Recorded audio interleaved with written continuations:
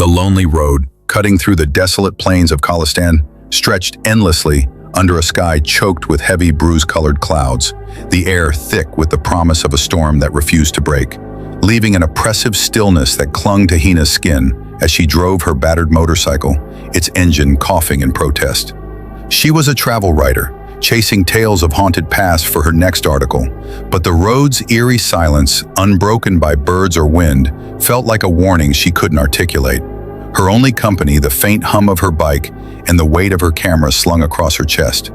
As dusk bled into night, her headlight flickered, casting weak beams that barely pierced the gathering dark, and her phone, useless without signal, buzzed inexplicably, its screen flashing a distorted image of the road ahead, empty, yet somehow wrong. A chill crawled up her spine as she noticed a faint glow in the distance, not the warm light of a village, but a cold, wavering orb, bobbing as if carried by an unseen hand, beckoning her forward. Hina slowed, her instincts screaming to turn back, but the road behind her seemed to vanish into shadow, the horizon swallowed by an unnatural fog that smelled of dust and decay. The glow grew closer, revealing itself as a lantern, floating above the ground, its light pulsing like a heartbeat, and Hina's breath hitched as she heard a sound, soft, rhythmic, like bare feet slapping against the cracked earth, approaching from the darkness beyond her headlight's reach. She gripped the handlebars, her knuckles white, as the footsteps grew louder, joined by a whisper, faint but clear, murmuring her name in a voice that mimicked her brother's, though he died years ago in a crash on a road not unlike this one. The lantern stopped, hovering at the road's edge, and Hina's heart pounded as a shape emerged from the fog, tall, impossibly thin, draped in ragged cloth that fluttered without wind, its face obscured by shadow, yet radiating a gaze that pinned her in place. Her motorcycle sputtered, the engine dying, and the silence was suffocating, broken only by the whispers, now a chorus, weaving through the air like threads of ice, urging her to follow the light, to step off the road. Hina's hands trembled as she reached for her camera, snapping a photo in desperation, the flash illuminating the figure for a split second, its face a featureless void, its limbs twisted like charred branches, reaching toward her. The camera's screen flickered, showing not the figure but herself, standing on the road, her eyes hollow, the lantern in her hand. Panic surged, and she tried to restart the bike, but the key turned uselessly, and the footsteps circled now, closer, their rhythm erratic, as if the thing was toying with her. The air grew heavy, thick with a stench like rotting flesh and wet sand, and Hina's flashlight, pulled from her bag, cast a beam that seemed to bend, avoiding the figure as if the light itself was afraid. The whispers turned harsh, a guttural snarl that wasn't her brother's, promising she'd join it, become part of the road's endless hunger. Hina stumbled off the bike, her boots sinking into the softening earth, and ran, the fog closing in, the lantern's glow following, always just ahead, leading her deeper into the plains. Thorns snagged her clothes, drawing blood, and the ground pulsed beneath her, alive, greedy. Her flashlight died, plunging her into darkness, and the figure was there, inches away, its void face splitting into a jagged smile that burned into her mind. Hina's scream was swallowed by the fog, and she felt a cold, dry touch wrap around her wrist, pulling her toward the light. Her vision blurred, the whispers chanting her name, her fears, her guilt, until her legs gave out, and the road seemed to open, swallowing her whole. By dawn, the plains were still, the motorcycle upright, its tank full, as if untouched. Hina's camera lay in the dust, its last photo showing only the empty road, but the lens was cracked, etched with her name in a script that glistened like blood, as if the lonely road had claimed her, its secret buried in the endless, cursed stretch of Cholistan's heart. The twilight air in the remote village of Kaplu hung heavy with the scent of damp earth and pine, as if the surrounding mountains were exhaling secrets best left buried, when Syra, a botanist studying rare alpine herbs, found herself seated in the smoky warmth of a mud-walled home, face to face with an elder named Dog, whose gnarled hands and shadowed eyes hinted at a lifetime of unspoken terrors. She'd come to document the region's flora, but the villagers' hushed tales of a cursed meadow where no one ventured after dusk, had piqued her curiosity, leading her to Dowd, who spoke in a low, trembling rasp over a flickering fire, warning her of the ones who walk the mist. His tale wove a chilling thread. Decades ago, a blood feud had soaked the meadow in death, and now, on moonless nights, the slain returned, their forms cloaked in fog, seeking the living to settle their unending grudge, their whispers luring strangers with promises of hidden paths, only to lead them to oblivion. Syra, ever the skeptic, scribbled his words in her journal, her pen faltering as Dowd clutched a carved talisman, insisting she avoid the meadow, for they know your name before you arrive. Outside, the wind howled, carrying a faint moan that seemed to echo his words, and Sarah's smile faded as she noticed her journal's pages trembling, though no breeze stirred the room. Dismissing it as fatigue, she thanked God and stepped into the night, her flashlight cutting through the thickening mist that had swallowed the village's dirt paths. But his tail clung to her, its weight heavier with each step toward her rented hut. The air grew colder, unnaturally so, her breath visible, curling like fingers in the dark, and a soft whisper, her name, spoken in a voice like dry leaves, slithered through the fog, stopping her dead. She spun, flashlight beam darting, but saw only swirling mist. Yet the whisper came again, now joined by others, a chorus of voices, some pleading, some mocking, urging her toward the meadow just beyond the village's edge. Sarah's pulse raced, Dowd's warning ringing in her ears, and she noticed her flashlight flickering, its light dimming as if drained, while the mist seemed to pulse, forming shapes tall, gaunt, their edges fraying like torn cloth moving against the wind. Her journal slipped from her hands, its pages flipping open to Dowd's tale, and she swore the ink bled, forming new words. "You're here." Panic surged and she ran, boots slipping on the slick path, but the village lights had vanished, the fog reshaping the world into a labyrinth of shadows. The whispers grew louder, chanting her fears, her doubts, her loneliness, each word a needle in her mind, and the shapes in the mist drew closer, their forms clearer now. Skeletal, clad in tattered remnants of ancient robes, their faces hollow, eyes burning with a hunger that froze her blood. Syra's flashlight died, plunging her into darkness, and she felt a cold, bony touch brush her shoulder, recoiling as the stench of rotten blood filled her lungs. She stumbled into the meadow, its grass sharp and wet, and the fog parted, revealing a circle of stones, stained dark, where the shapes converged, their whispers now a deafening scream, demanding she join them. Her name carved into the air itself. Sarah's scream was swallowed by the mist and she clawed at the ground, finding not earth but bones, brittle and warm. As the figures loomed, their hands reaching, promising eternity in their grudge. Her vision blurred, the whispers drowning her thoughts, and she felt herself sinking, pulled into the meadow's heart, her body heavy, her will fraying.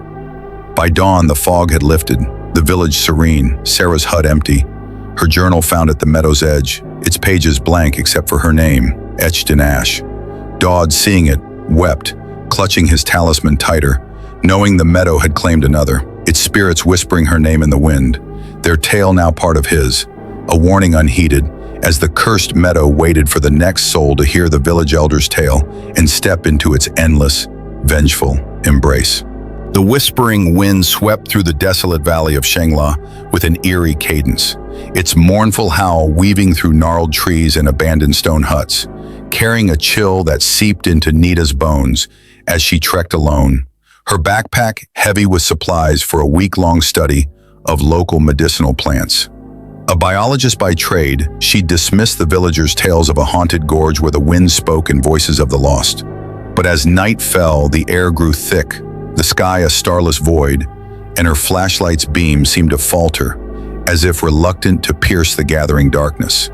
The wind's hum shifted, no longer random, but deliberate, forming syllables. Her name, hissed in tones that mimicked her father's voice, though he'd passed a decade ago, each word laced with a sorrow that clawed at her heart. Nita's pulse quickened, her breath visible in the icy air, and she tightened her grip on her flashlight, its light catching glints of frost on the path, though the season was too warm for such cold. The whispers grew, a chorus of voices, some childlike, some ancient, murmuring promises of rest, of secrets hidden in the gorge ahead, their words curling through her mind like smoke, urging her to follow. She shook her head, trying to focus on the crunch of her boots, but the wind's voice drowned her thoughts and her compass spun wildly, its needle dancing as if mocking her sense of direction. A faint glow appeared in the distance, not a fire but a pale, pulsing light hovering above the ground, and Nita's stomach churned as she realized the path had narrowed, funneling her toward the gorge, its rocky walls looming like silent sentinels. The whispers turned sharper, accusing, recounting her guilts, missed calls to her mother, a friend's plea ignored, each word a weight pressing her forward. Her flashlight flickered, its beam dimming, and the air grew heavy with a stench of damp stone and decay, as if the gorge itself was exhaling. Nita's eyes darted to the glow, now closer, revealing a shape within it, vague, humanoid, its edges fraying into the wind, moving without steps, its presence a cold blade against her spine. She stumbled, her foot catching on a root that hadn't been there moments ago, and her flashlight fell, its light winking out, plunging her into a darkness where the wind's whispers became a scream, not in her ears but inside her skull, demanding she look. See. Blindly, she reached for her knife, its handle grounding her for a moment, but the wind laughed, a jagged sound that tore at her sanity, and she felt a touch, light, dry like fingers of ash, brush her neck. The glow pulsed brighter, stinging her eyes, and Nita saw the shape clearly now. Tall, cloaked in mist, its face a shifting void, eyes forming and dissolving, watching her with a hunger that froze her blood. The whispers chanted, "Stay, join us," and the gorge seemed to breathe, its walls closing in, the ground soft and yielding, like flesh beneath her boots. Nita's scream was swallowed by the wind, and she ran, branches slashing her arms, but the path looped impossibly, leading her back to the glow, the shape waiting, its void face splitting into a smile that wasn't a smile. Her knife slipped from her sweat-slick hand, and the wind's voices wove her fears into a tapestry, her father's death, her own failures, pulling her toward the shape, her legs moving against her will. The glow enveloped her, cold and suffocating, and Nita felt herself unraveling, her thoughts fragmenting, her body heavy, as if the wind was claiming her piece by piece.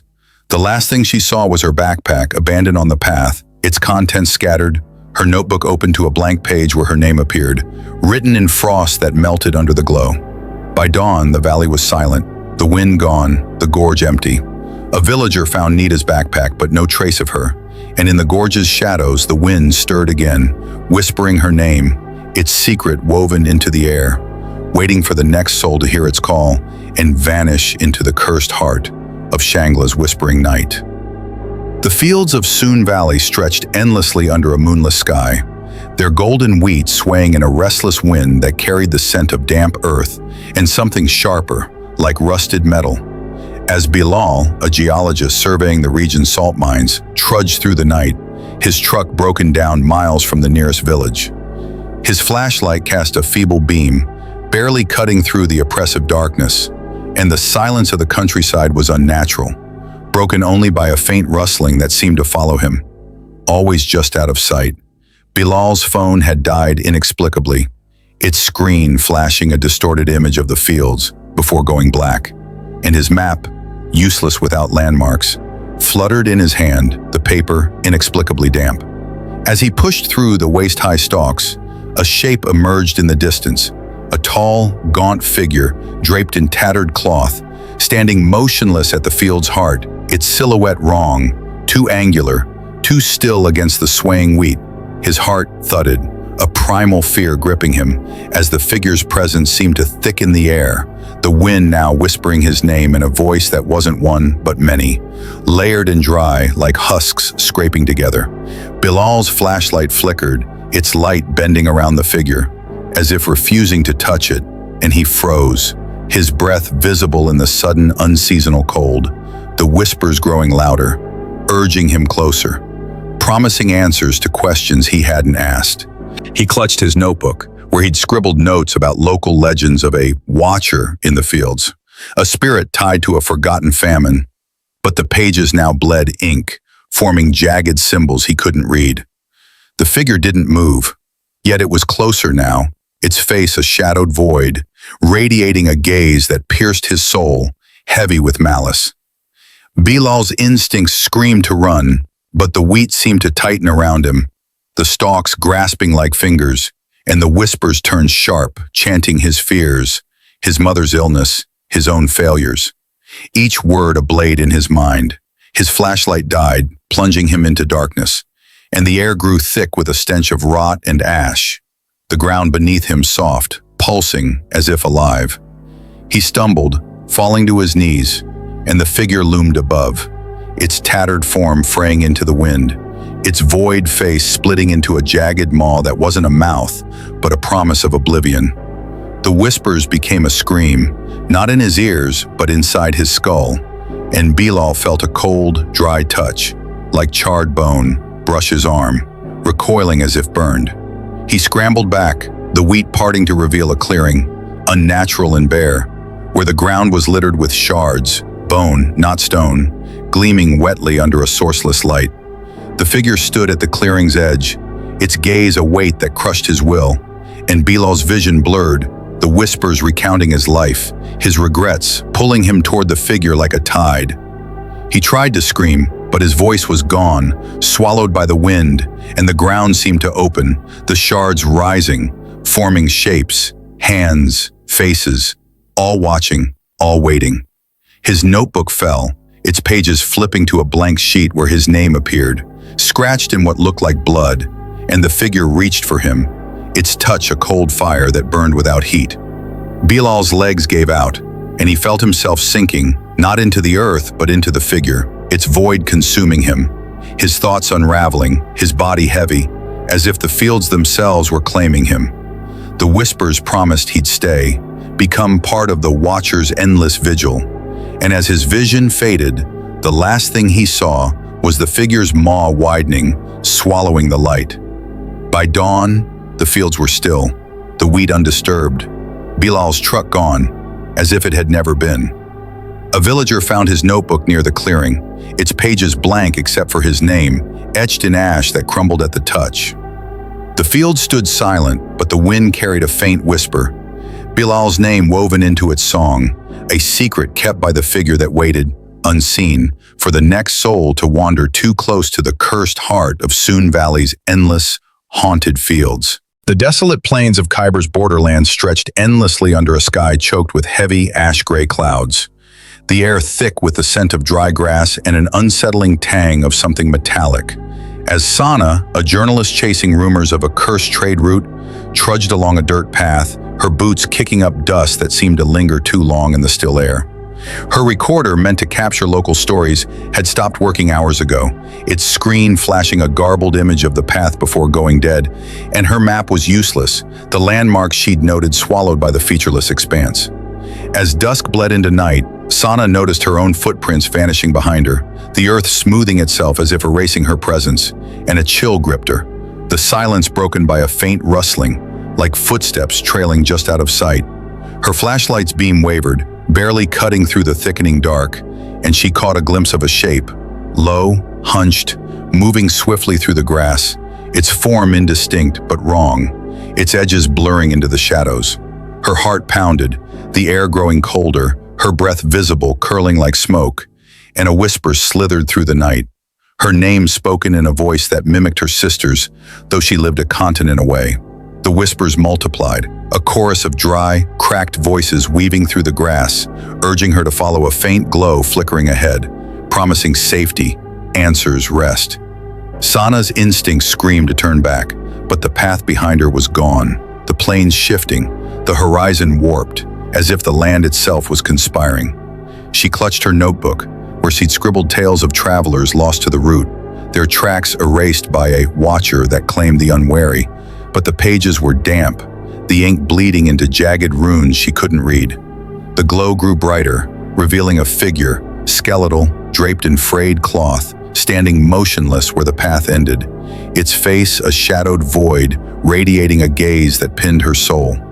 The whispers turned sharp, chanting her fears. Her flashlight died, plunging her into darkness, and she felt a touch, cold, dry, like withered roots, wrap her wrist, pulling her toward the figure. Her notebook fell, its pages flipping to a blank sheet where her name appeared, scratched in what looked like blood. and the ground seemed to open, the fragments rising, forming shapes, hands, eyes, watching her.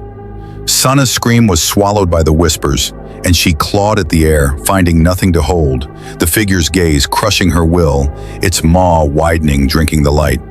The plain seemed to breathe, the grass tightening around her, and Sana felt herself sinking, her body heavy, her thoughts fraying, as if the land was claiming her, piece by piece.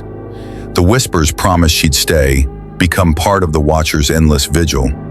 And as her vision blurred, the last thing she saw was the figure's maw, swallowing her reflection. By dawn, the plains were still, the path pristine, Sana's bag abandoned, its contents scattered.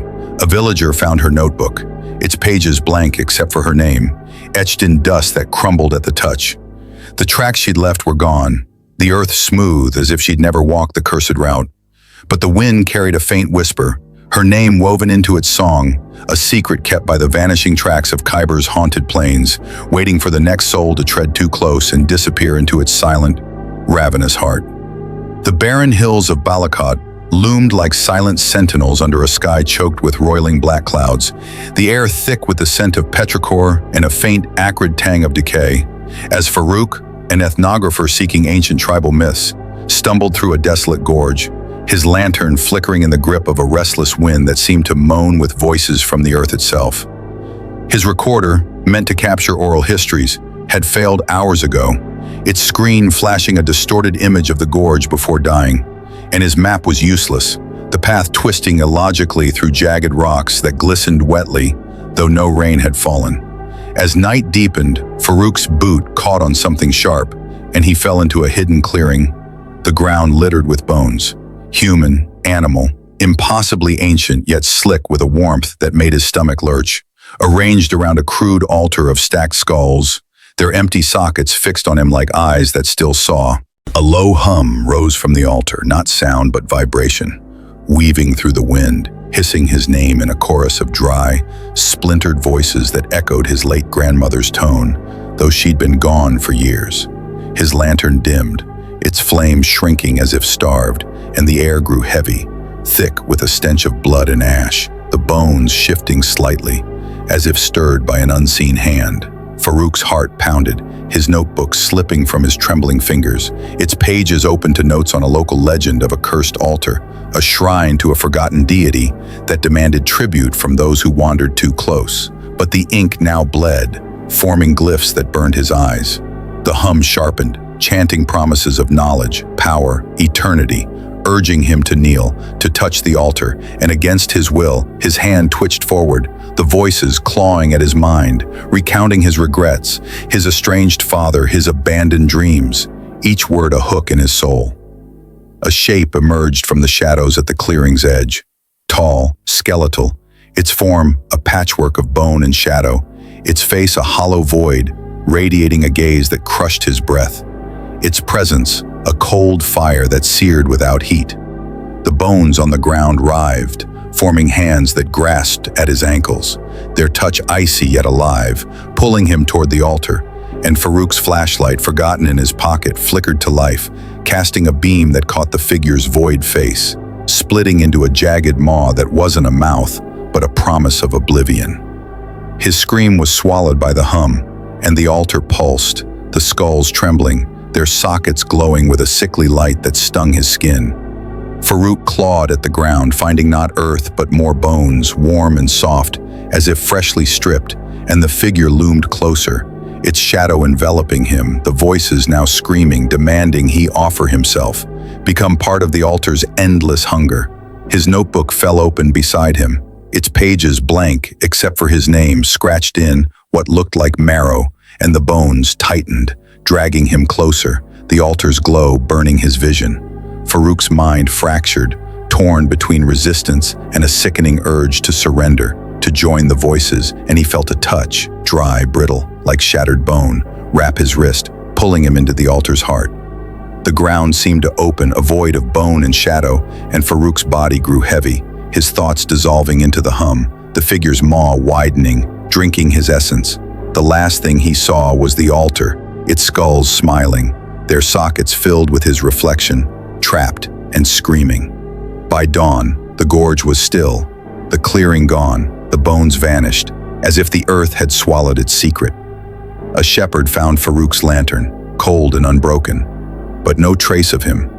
And in the village, whispers spread of the altar, its hunger sated for now. Farouk's notebook was discovered days later, buried in the gorge, its pages blank except for his name, etched in ash that crumbled at the touch, a testament to the altar of bones that claimed him, its curse waiting in the silent hills of Balakat for the next soul to stumble into its ravenous embrace, forever bound to the altar's eternal whispering vigil. The relentless expanse of the Thal Desert swallowed the horizon under a sky bruised with churning, ash-gray clouds, the air thick with the scent of parched sand and an eerie metallic tang that clung to Zayn's throat as he staggered through the dunes, his jeep abandoned miles back, its engine choked by a sudden, inexplicable surge of dust. A cartographer mapping ancient trade routes, Zayn had ignored the villagers' warnings of a cursed stretch where travelers vanished, their tracks erased by a desert that claimed its own. But now, with his compass spinning wildly and his phone dead, its screen briefly flashing a distorted image of the dunes before blacking out, the tales felt like prophecy. As night fell, the silence was suffocating, broken only by a low rhythmic hum rising from the sand. Not wind, but something alive, whispering his name in a voice that echoed his childhood friend, lost to these same sands years ago. His flashlight's beam flickered, barely piercing the unnatural darkness, and Zayn's heart lurched as he noticed his footprints vanishing behind him, the desert smoothing itself as if denying his existence. The hum grew, a chorus of dry, fractured voices weaving through the air, promising water, shelter, rest, urging him toward a faint, pulsing glow shimmering between the dunes, its light cold and wrong, like a star fallen to earth. Zayn's instincts screamed to stop, but the dunes shifted, funneling him toward the glow. The sand soft and warm, pulsing beneath his boots like flesh. His map, clutched in his trembling hand, was damp, its ink bleeding into jagged symbols that burned his eyes, and the whispers sharpened, chanting his fears, his father's disapproval, his own doubts, each word a weight pulling him deeper into the desert's heart. The glow revealed a shape, tall, emaciated, cloaked in tattered cloth that writhed without wind, its face a featureless void, radiating a gaze that crushed his breath, its presence a cold, ravenous hunger. Zayn's flashlight died, plunging him into darkness, and the air thickened with a stench of rot and salt. The sand now clinging to his legs, pulling him down.